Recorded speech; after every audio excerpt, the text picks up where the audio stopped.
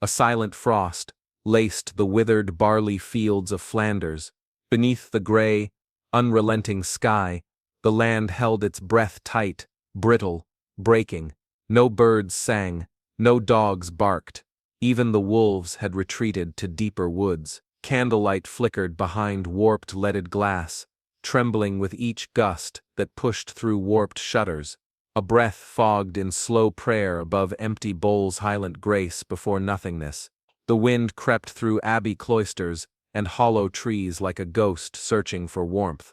It carried with it mildew, rot, the copper tang of buried grain, and something older like the bones of saints, disturbed. The village square lay deserted, the bell no longer rising for joy. It tolled only for the dead, and even that, only when the hands left to ring it had strength enough to pull the rope. It was the year 1315, and the sun had not been seen in 42 days. The spring rains had not danced. They had struck like punishment sheets of bitter cold water, flattening saplings, drowning seedlings, seeping into the bones of cottages until thatched roofs sagged and clay floors turned to mold. The smoke that curled from hearths hung heavy at waist height, stinging the eyes and blackening the lungs. Bread, once a humble staple, now stretched thin as memory. Bark was ground into powder, nettles and roots boiled into broth, moss scraped from stone. Children coughed through the silence. Not wailing, there was no energy for that. Just a hacking, dry and hollow, like the final wind through a broken chapel. Mothers kept their silence like cloaks tight, suffocating, essential. Their knuckles, red and split, bled into their weaving as they spun rags into warmth that could never quite hold off the damp. Inside the priory, Brother Matthew bent over a warped desk, quill trembling in ink that would not dry. The vellum curled at the edges as if recoiling from the weight of truth. He dipped the pen again, but the letters ran, bleeding into one another like voices crying out, and lost in the storm. He was not writing for kings. He was not writing for posterity. He was writing because to stop would mean accepting that silence had won. The earth has closed her womb, he whispered. What sins have unfastened the heavens? He paused, waiting for the wind to answer, but it only whistled through the broken pane, a whisper without soul. He turned back to his parchment. The Lord's breath has stilled, and in its place, rot. Outside, a crow perched atop the church steeple, its feathers soaked, wings trembling as it blinked through mist. Below, a cart rumbled past, wheels groaning under the weight of shrouded corpses. Hold men, yes, but also the young, the fevered, the thin ones who gave their crust to their kin. The crow cawed once, not loud, just enough, a sound to note its presence, to bear witness. This was not a single harsh winter, this was a year unmoored, a season without mercy. Across Europe, seeds refused to sprout, lambs died in birth, even the pigs, once so hearty, wasted in pens. The rope tightened slow, invisible, but sure as death. Hunger was no longer a visitor. It had unpacked its bags. It had taken the place by the hearth. In taverns and courts alike, whispers grew louder. Was this plague? Was it curse? Some blamed witches, others the sins of kings, still others, God himself, turning his face. But the truth was simpler and crueler.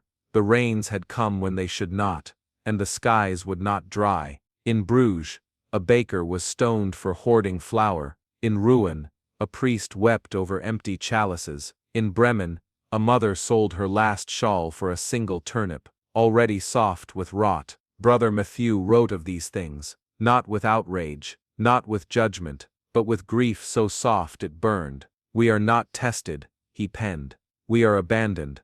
By late autumn, the rats were gone, eaten, or fled. Fires burned lower. The forest, once teeming, offered only bark. Hunger changed the shape of people's eye, shallowed them, made them sharp, wild. A farmer slit his neighbor's throat for a basket of unripe apples. A nobleman's son drowned in a pond, chasing a duck. At night, the wind sang differently, not in words, but in longing.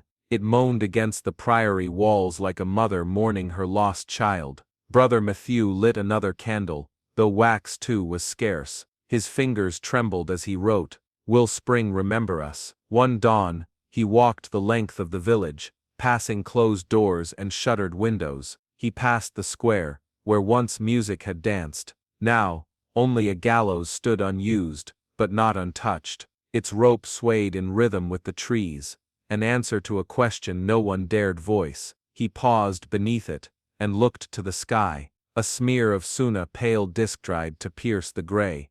It failed, but even the attempt made him close his eyes and whisper, "Mercy." A child coughed nearby, thin arms, hollow cheeks, but eyes still wide, still open. The boy said nothing, only looked at the monk's sandals, then at the sky. Brother Matthew knelt beside him and offered his last crust of bread. The boy took it without a word, chewing as if it were feast day cake. In that moment, the monk did not write, he only watched, and when he returned to his desk, he wrote not of hunger, but of grace. A child yet eats, a breath yet draws. The rope has not tightened all the way, but as night fell, the wind changed once more, from the north now, sharper, heavier, a smell riding it, not just mold and decay, but smoke, far smoke, war smoke, and in the dark beyond the hills, another bell began to toll, not for famine, for invasion, for the march of something worse, something fed not by hunger, but by rage. And so the chapter of hunger closed, not with silence, but with the steady beat of drums, drawing near. A single red apple sat atop a frost-covered altar stone in the forest chapel of Burgundy. It was not an offering, it was defiance. The apple's skin gleamed like blood against the white frost, a scarlet whisper in a landscape gone mute. Snow drifted in lazy spirals through branches that should have held blossoms. It was May, and yet the world wore winter's shroud like a curse.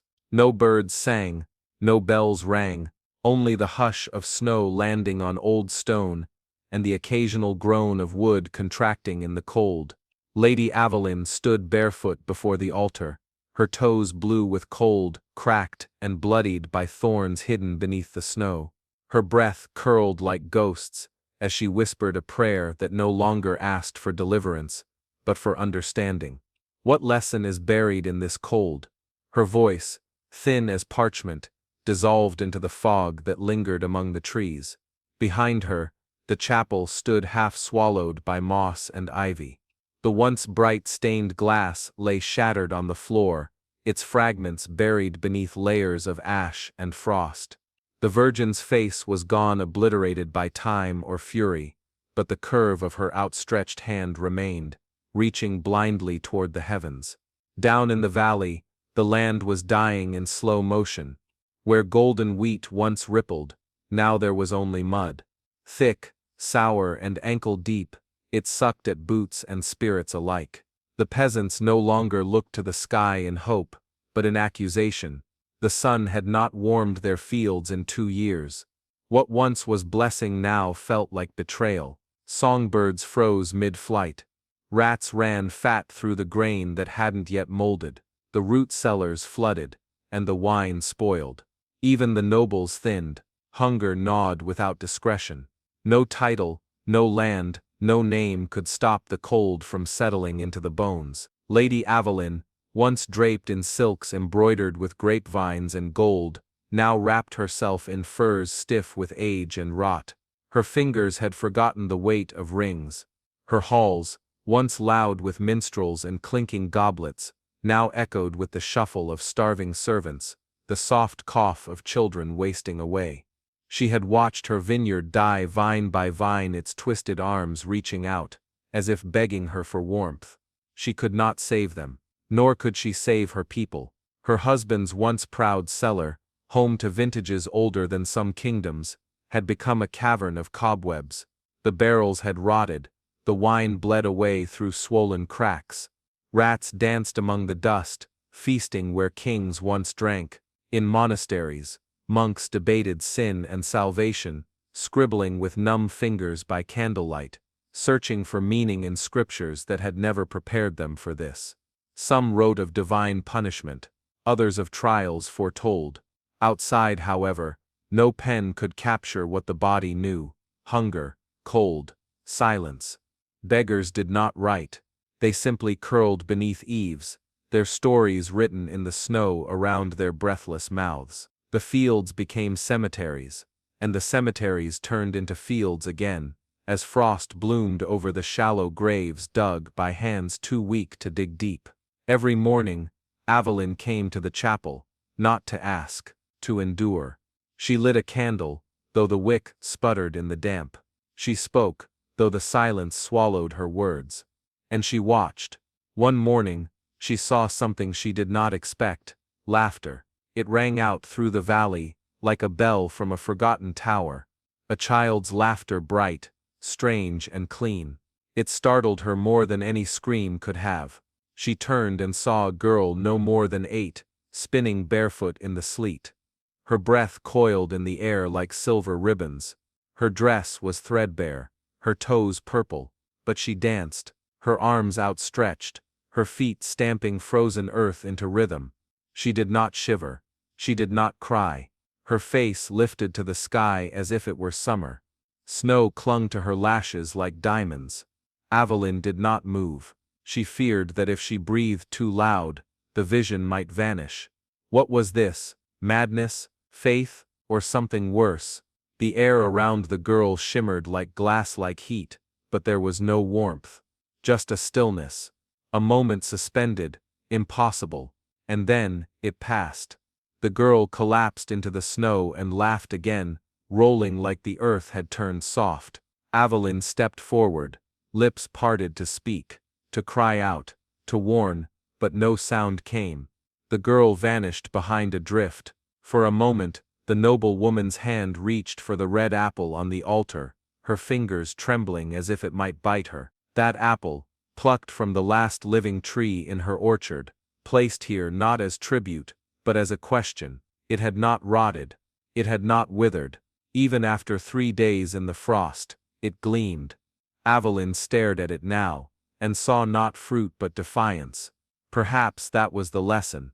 Perhaps it was not a punishment, this season without end. Perhaps it was a test of memory. To remember laughter and hunger, to hold ritual when the gods go silent, to carry color into a colorless world. Her fingers closed around the apple.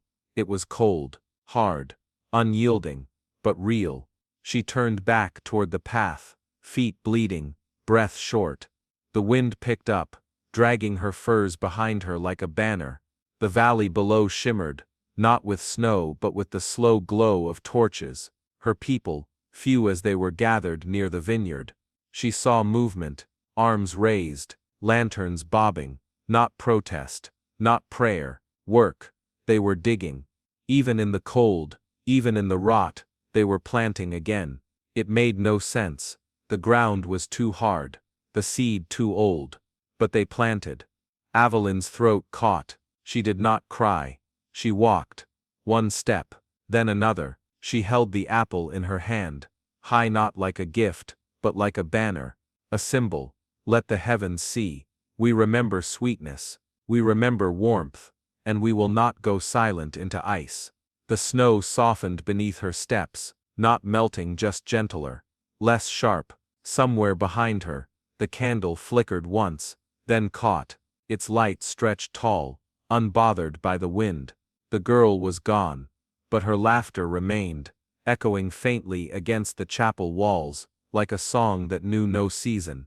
As Evelyn reached the edge of the vineyard, a child ran to her and placed something in her free hand, a single seed, wrapped in cloth. She did not ask where it came from. She buried it beneath the altar that night, not in hope, but in memory.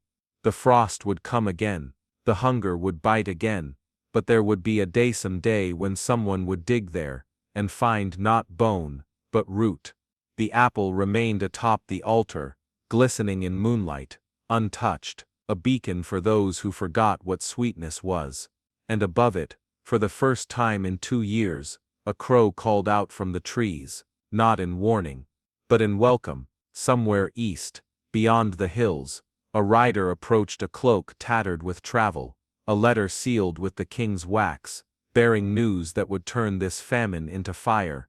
But for now, all was still, and beneath the stillness, something stirred. The bread cracked like bone. Each strike of the mallet echoed beneath the vaulted stone arches of the granary, once a sanctuary of abundance, now a tomb of dust. Molded crusts shattered into the hollow silence, as if memory itself were breaking apart. Niels stood barefoot, his skin clinging to the icy flagstones. He watched his father strike again, hands red and cracked, sleeves stiff with soot and grief. What once was bread had become punishment. Outside, the Baltic wind clawed at the eaves, howling like a starving dog. Snow had not come this year, nor the stillness that winter promised.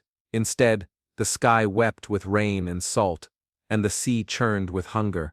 The fishing boats lay splintered along the rocks, their hulls gasping like gutted beasts. Nets hung like ghosts. The smell of rot and seaweed choked the air. Niels had never known this version of the world. He had once fallen asleep to the scent of rye baked with cloves, his belly round and limbs heavy with the luxury of sleep. Now, his dreams were fevered and cruel, filled with phantoms of roasted lamb, honeyed barley, and the creak of full granaries. But each morning, he woke to frost-bitten fingers and a gnawing silence where his hunger once howled. At Mass, Father Henrik's voice wavered like flame against damp stone. His sermons no longer held comfort, only prophecy. His fingers trembled on the chalice.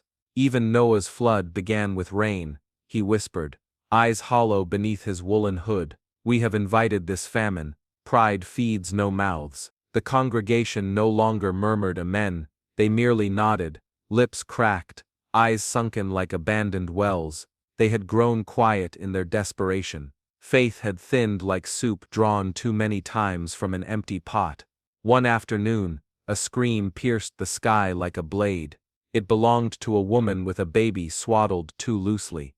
The swollen river had taken the child. There had been no ice this year to dam the currents, only the dark rush of water and the cruel weight of inevitability. Men arrived too late. The woman fell to her knees, pounding the mud with bare fists. No one comforted her. Not because they lacked sympathy, but because grief had become too common to share. The church bells rang again that evening, but not for prayers. Grain store West Ridge, someone muttered. Another raid. Another fire. Smoke coiled like snakes into the clouds. Law had withered like the fields shrunk to whispers and rusted blades. Villagers now watched one another with suspicion. Doors were bolted from within. Dogs were eaten. Niels carried his trap to the granary, the limp rat swinging from a twine noose. He was 10 years old, but his eyes no longer held the shine of questions, only quiet knowing. He had not cried when he caught it, nor when he slit its belly open with the small, dull blade his father had once used to carve toys. That past life was gone. The knife carved meat now. He turned the spit above a stingy flame, the smoke thin and bitter. The rat's flesh curled and crisped. Niels didn't flinch when fat dripped into the fire. He only watched the sky outside the granary windows, watched as night bled into the clouds like ink into parchment. No stars, no moon, only the blackness of waiting. From the east, a faint clang echoed across the water, a ship's bell. Once such sounds meant good straighted spices, wool, salt, amber. Now it was unclear, rescue, or ruin. Niels chewed, the meat tasted of ash. He did not stop. That night, the cold returned, not with snow but with stillness. A hush crept across the land, not peace but paralysis. Even the rats grew quiet. Somewhere, deep in the granary's stones, moisture froze into thin veins, cracking the mortar like brittle bones. In the dark, his father whispered, "They say the South still has wheat." Niels didn't answer. He had heard the stories too of fields untouched by blight, of lords who still gave bread for labor, but they were stories, like dragons, or spring. The next morning, the wind changed. It no longer screamed, but murmured, a warning, not a threat. Niels saw the ship come in black-sailed, low in the water, no flags, no markings. It moved like a shadow, silent and sure. It docked without ceremony, without shout or bell, and from it came figures in cloaks, too fine, too still. Merchants, they said. But merchants brought carts, not silence. They opened crates of grain, real grain whole and golden, with the warmth of remembered harvests. But the price was not coin. The village gathered, desperate, eyes wide. The cloaked figures offered food for service, no questions. Those who went aboard the ship did not return, but their families ate. And soon others followed. Niels watched his neighbor, Leif, walk toward the docks one morning. Leif was strong, a fisherman's son. He did not look back. His mother received a sack of flour that evening, her hands trembling as she clutched it. Niels' father considered the ship in silence. Later that night, he said, "We leave by week's end. If we stay, we're sold." But south meant days of walking, and with what strength? Instead, Niels watched the sky, tracing the arc of unseen stars. He no longer prayed, he had forgotten the words, but he remembered rhythm, and rhythm was enough. On the fifth night, the bells rang again, not for prayer or warning, but in panic. Flames devoured the church roof. The tower collapsed like a felled tree. Smoke painted the clouds, black as oil. No one had seen who lit the fire, but Father Henrik was gone. All that remained was his chalice half melted, buried in soot. Niels retrieved it in silence. It was still warm. The next morning, the granary was empty. Dust, and blood, and silence. Niels stood alone, bare feet on stone. He looked toward the sea. The black-sailed ship was gone, but the wind had shifted south, now, carrying scents unfamiliar, rosemary, dry leaves, something like hope, but not quite. He stepped forward, past the cinders, past the hunger. He did not know what lay beyond the fields, only that it was not this.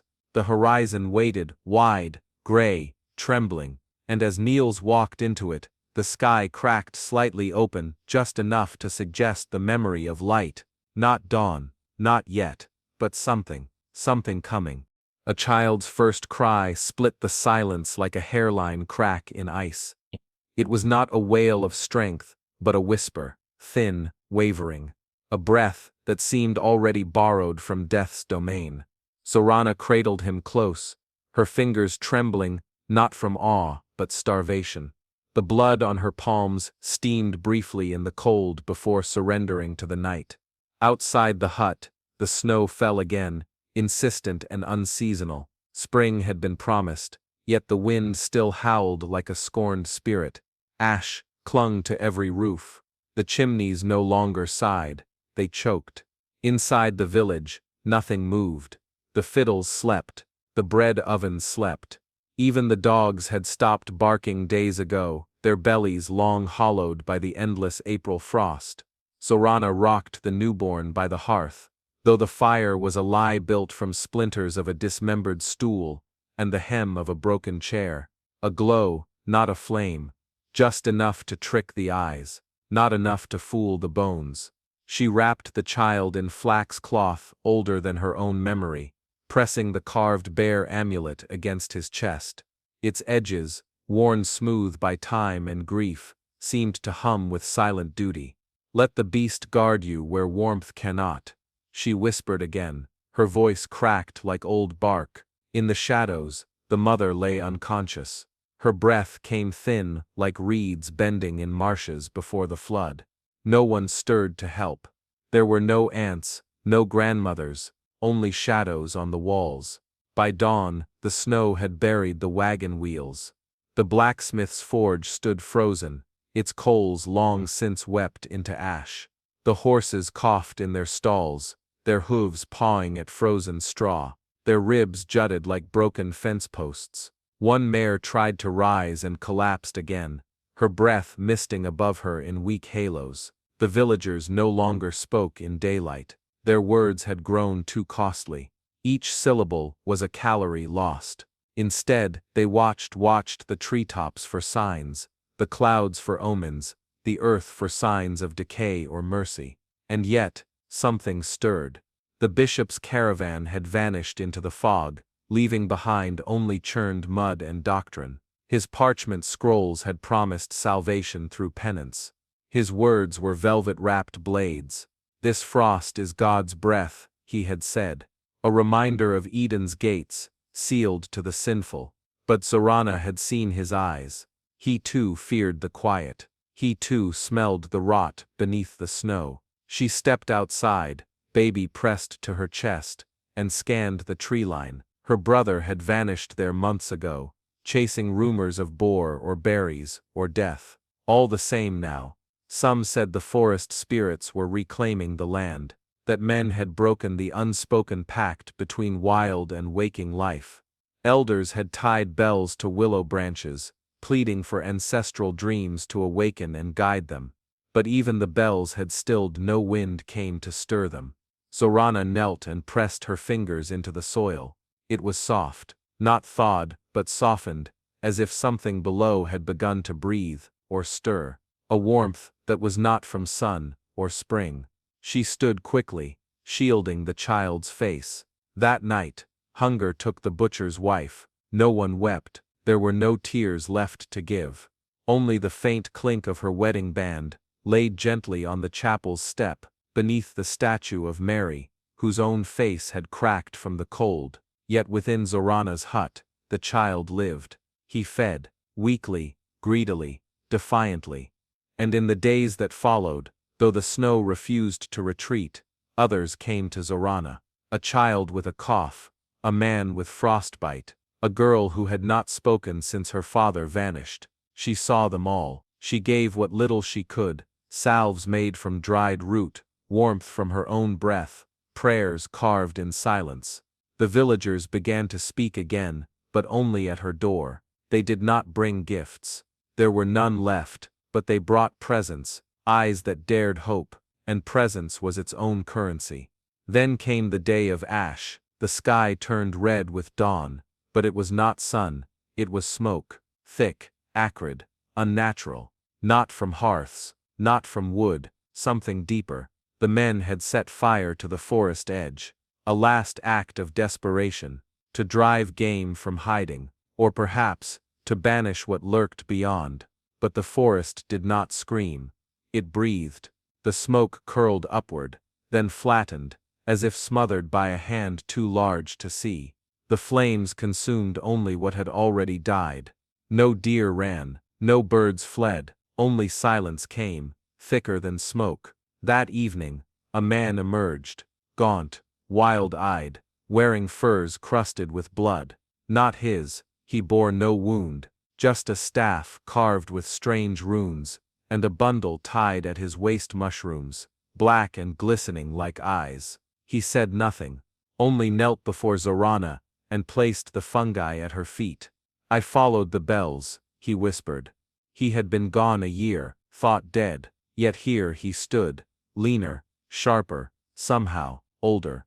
As if the forest had carved something away, and left only the essential behind. Zorana took the mushrooms, and boiled them in broth made from stone and bark. She fed the child first, then the girl with no voice, then the blind man, who spoke to stars. By morning, the girl had spoken, a single word, wind. The fires burned a little longer that night. The earth remained black, the trees still wept frost.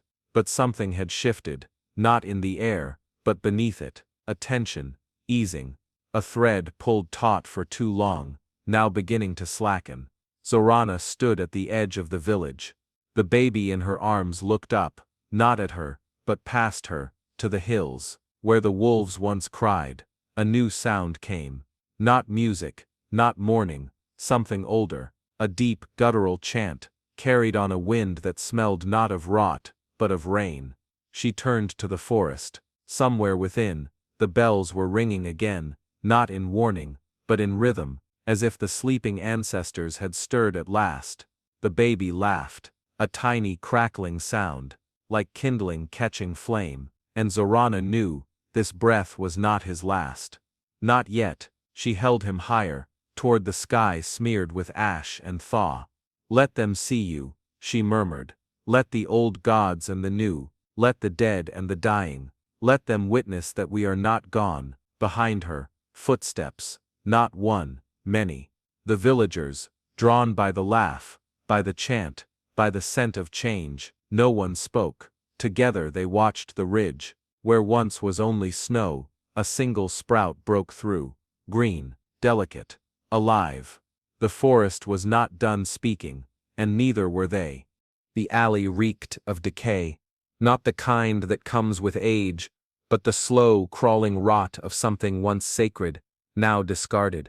Brick walls wept dampness, rats squealed in their kingdom beneath the cobbles, and in the thin, mist-cloaked morning, Elling knelt beside her father's workbench, now cold and bare as a grave. His hands, those hands once white with flour, fragrant with nutmeg and honey, lay stiff in his lap, knuckles blackened, fingernails split, skin blistered by cold that did not forgive. Elling touched them gently, as if they might crumble. Once they'd shaped dough into doves for weddings, loaves for saints' days, laughter for children. Now, they could barely close around a cup. The hearth behind him, once ablaze with fire and cinnamon, had fallen into shadow. No kindling, no wheat, no laughter, only ashes. Above, the sky murmured something cruel, a smear of gray too heavy to be dawn, too hollow to be night. London breathed its sour breath down every alley, through every boarded shop and weeping roof. Hunger had become a language spoken in silence, understood in bone. Elling stirred the pot slowly, cabbage and sawdust. Her mother coughed behind her, clutching a string of rosary beads smoothed by decades and desperation. The pot hissed, steam rising like ghosts from a forgotten meal. The broth barely rippled. Outside, the bells of St. Bride's tolled matins, but no one answered.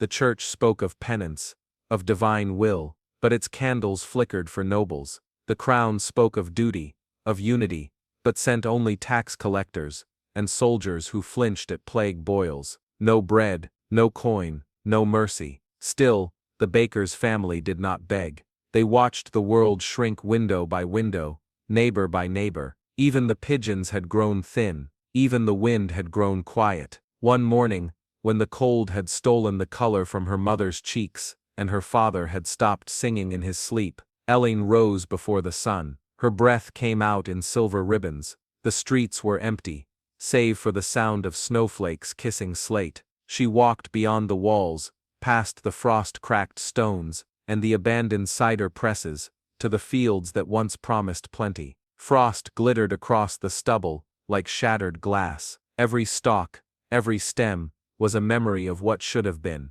Corn that never grew, barley that drowned, hope that froze. She knelt not to gather, but to bury. In her hands, wrapped in linen torn from her only shawl, lay a lamb, stillborn, its eyes sealed, its hooves never touched grass, its breath never met the wind. Elling dug with bare hands. The earth fought her, iron-hard and bitter. Fingernails split, palms bled, but she dug slow, steady, the way her father once kneaded bread. She laid the lamb into the hole like an offering, not to God, but to the dirt, to the cold, to whatever force ruled a world where lambs never lived and girls ate sawdust to sleep. A blackbird landed near her. It did not startle. Its eyes gleamed like polished coal. It tilted its head. Then, it sang. One note, sharp, sudden, like a blade drawn in the dark. Elling froze. The sound pierced through her ribs. She looked up, breath shallow, eyes burning. The sky above the eastern fields had turned the color of bruises, purple, gray, a deepening storm. The wind whispered of more frost, of more silence. Elling stood slowly, knees trembling. In her palm, she cradled a single sprig of nettle green, defiant, trembling, the only thing still living. She did not know if it was food or poison, but it was something, and in the time of hunger, something was enough. She walked home with her head high. That night, her mother lit a candle using the last stub of wax. It shivered in the dark, casting long shadows across the hearth. Her father stared into it, as if searching for warmth that flame alone could not offer. Elling placed the nettle on the table. No one spoke, but her mother reached out and touched her hand. Outside, the city moaned in sleep. Somewhere, someone screamed. Somewhere, a dog barked once, and did not bark again.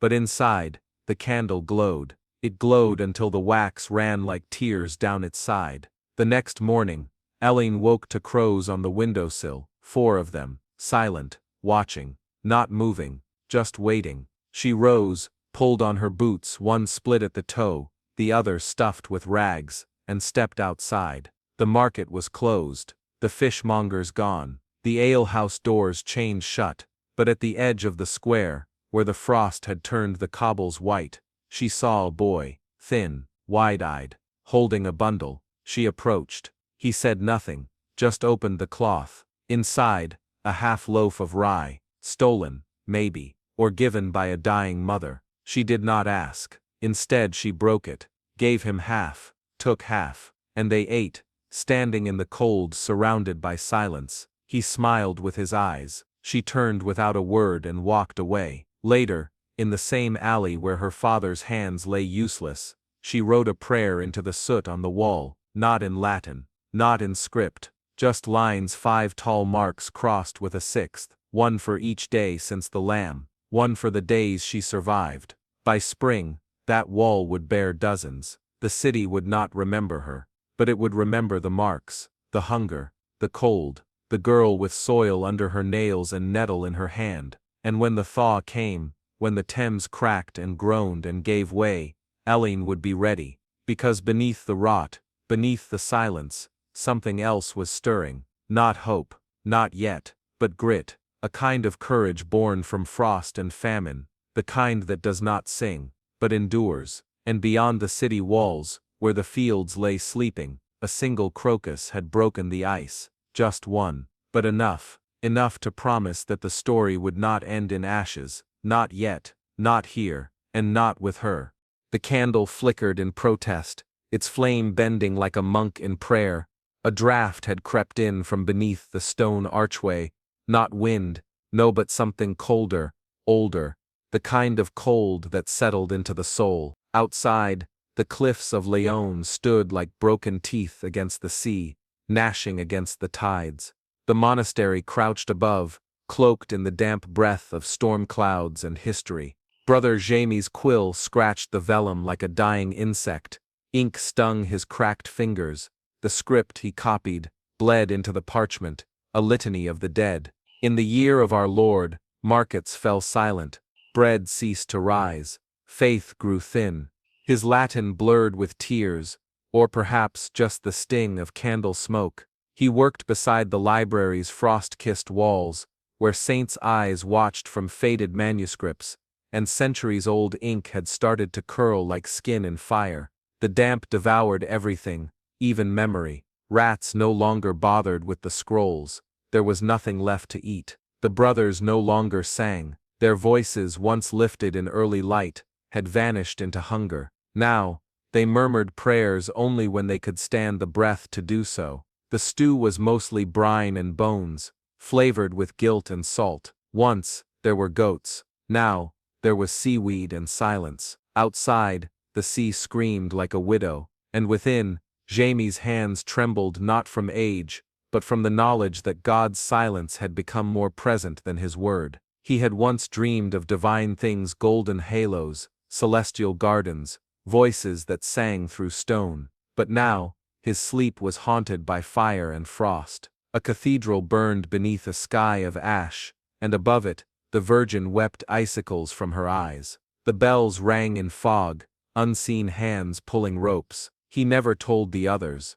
In these days, dreams were doorways best left shut. Then came the knock. It was not loud, just 3 slow taps, more a memory than a sound. Jamie froze mid-sentence, ink pooling into a black sun on the page. He rose, heart thudding like a frightened bird's wings. At the gate stood a boy no older than 12, soaked to the bone, barefoot, holding a cross carved from driftwood. The wind whistled past his hollow eyes. He said nothing, only looked. Jamie opened the door. The boy collapsed into his arms like a discarded robe. Fever burned through his skin. His lips muttered words that weren't words, syllables from no tongue. Jamie knew, but that still bled with sorrow. They wrapped him in wool, offered him broth thinned with faith. A brother placed a cross at his brow. Jamie whispered Psalm 77, as the wind pressed against the shutters like fingers trying to enter.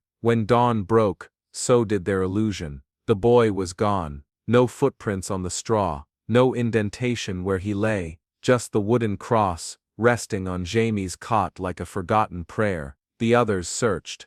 They questioned their memory. Perhaps there had been no boy, perhaps grief had become flesh, walked through their gates, and vanished like all things now did. But Jamie knew, not with logic, not with scripture, but with the part of the soul that feels fire even in frozen rooms. He climbed the bell tower. Its stones were slick with moss, its rope stiff with disuse. Below, the land lay like a corpse under shroud. Farmhouses sagged, fields drowned in frost. The world was forgetting how to bloom. He pulled, the bell screamed, once, twice, thrice. Its voice cracked the silence like sunlight through stained glass. It echoed down the cliffs, over blackened trees and shuttered homes. It reached the edge of absence and asked it to remember sound. In the village below, a woman paused her weeping. Her hands, red from scrubbing death, stilled in the basin. A child, ribs sharp beneath his tunic, lifted his head from straw. His eyes widened. Not in hope, not yet, but in recognition. A memory awakened.